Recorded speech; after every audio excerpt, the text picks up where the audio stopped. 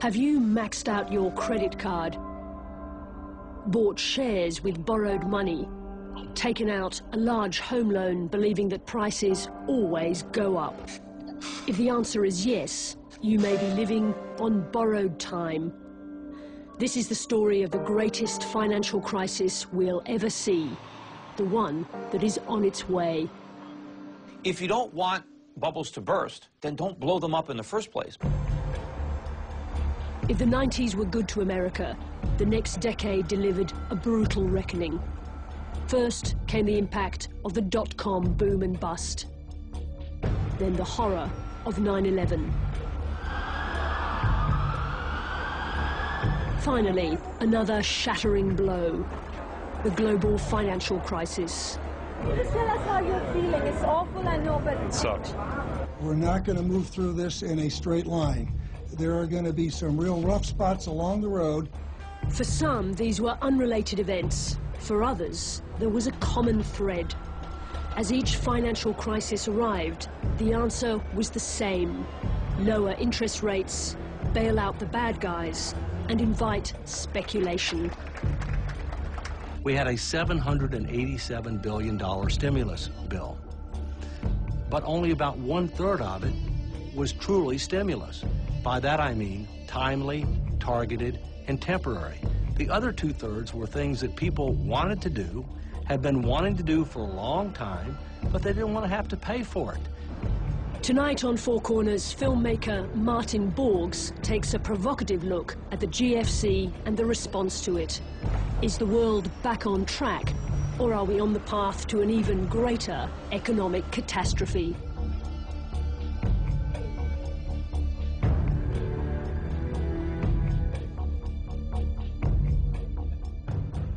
I know many Americans have questions tonight. How did we reach this point in our economy? And what does this mean for your financial future? These are good questions, and they deserve clear answers. And they deserve clear answers. First, how did our...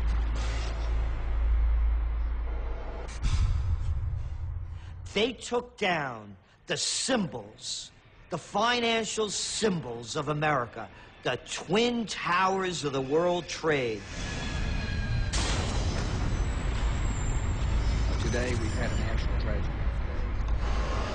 2 airplanes have crashed into the World Trade Center.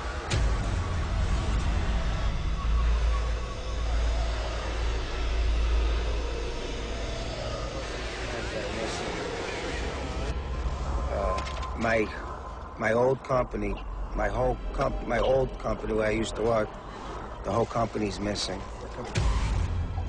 The story of the great financial crisis begins just like many of the stories of our era, in the United States on September 11th, 2001.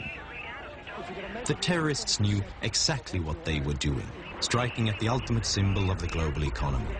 And they did it when the US was already slumping into a recession after the dot-com bubble had burst. Despite the tragic events of September the 11th, the foundations of our free society remain sound, and I am confident that we will recover and prosper as we have in the past.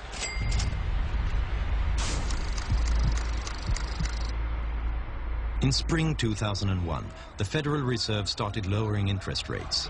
And now it continued lowering rates to save companies on the brink and to keep unemployment down. During 2001, the interest rate was lowered from 6.5 to 1.75%. In 2003, it was cut all the way to 1%, and it remained there for a full year.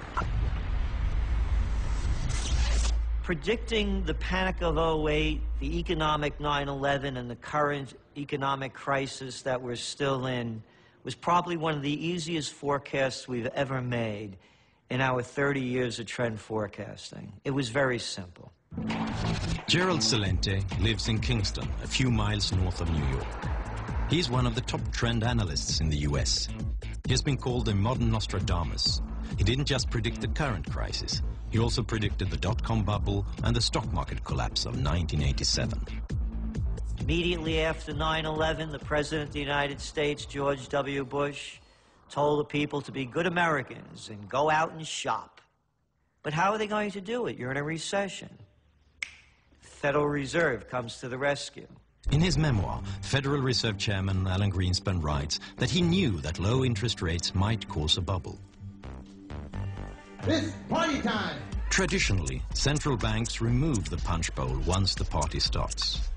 The interest rate can't remain low for too long, or people will do things they'll regret later. This is one party that just has to turn out right. Well, the purpose of a party is to have fun together. And a successful party needs planning and skill. Greenspan argued that the Fed should never remove the punch bowl, but rather keep refilling it when the party started to peter out. And if things went bad, the Fed would clean up the mess and tend to the hangover. Banks and speculators loved it. Now they could take greater risks than ever before. If they were successful, they could keep the profits. And if they were unlucky, Greenspan would rescue them. Mom was that way. Let me come home crying over something and she'd give me candy every time.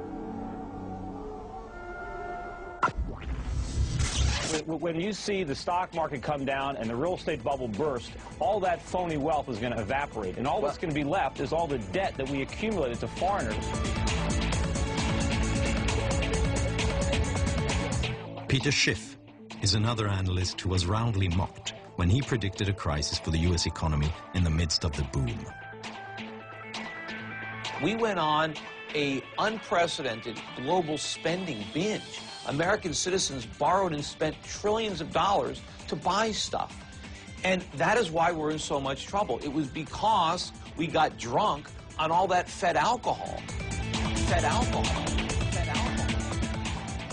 In a world that was suddenly uncertain, with the country under attack, nothing felt safer than investing in your own home, in the American dream.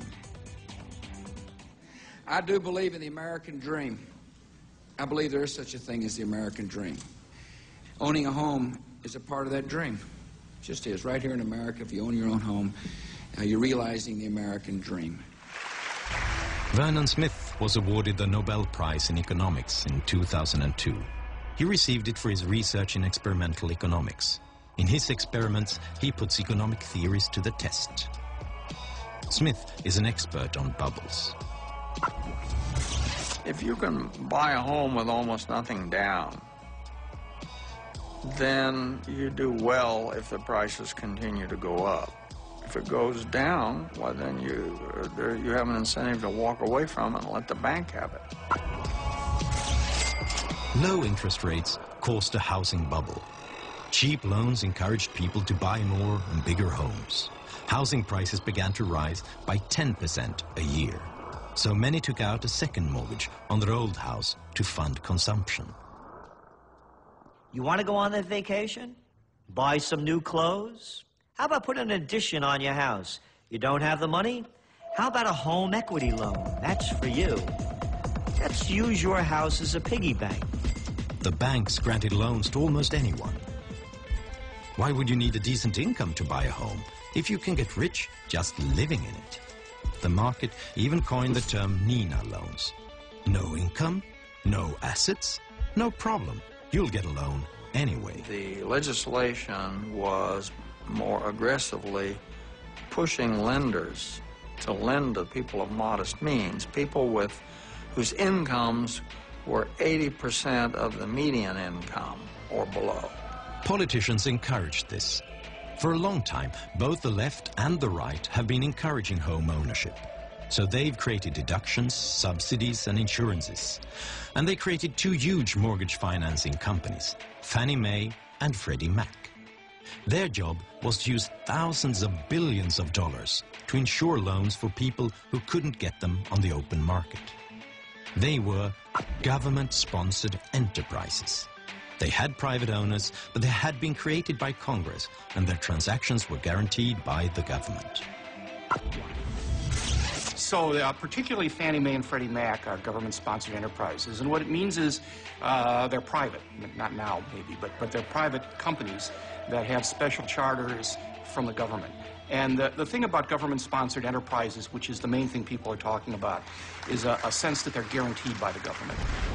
First of all, government-sponsored corporations that help create our mortgage system. I introduced two of the leaders here today. They call those people Fannie Mae and Freddie Mac, as well as the federal home loan banks, will increase their commitment to minority markets by more than $440 billion. In the last decade, Fannie Mae and Freddie Mac have donated more than $200 million to politicians in Washington. Enterprise-sponsored government. I asked the former Freddie Mac chief economist what they got for their money. I don't know. I mean, that's a tougher question. No, they had a pretty good charter.